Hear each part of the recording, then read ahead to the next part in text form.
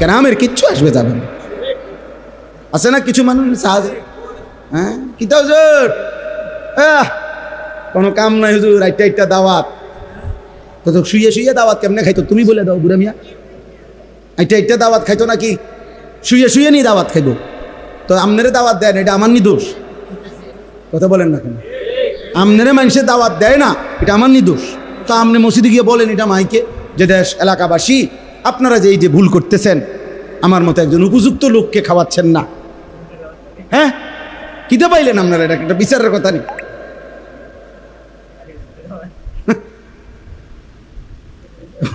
আজকে কয়টা দাওয়াত ওনার গাও জ্বলে, ওনার গাও জ্বলে। হুজুরে দাওয়াত খায় কা, ওনার গাও জ্বলে। আল্লাহ আমাদেরকে মাফ করে দেন।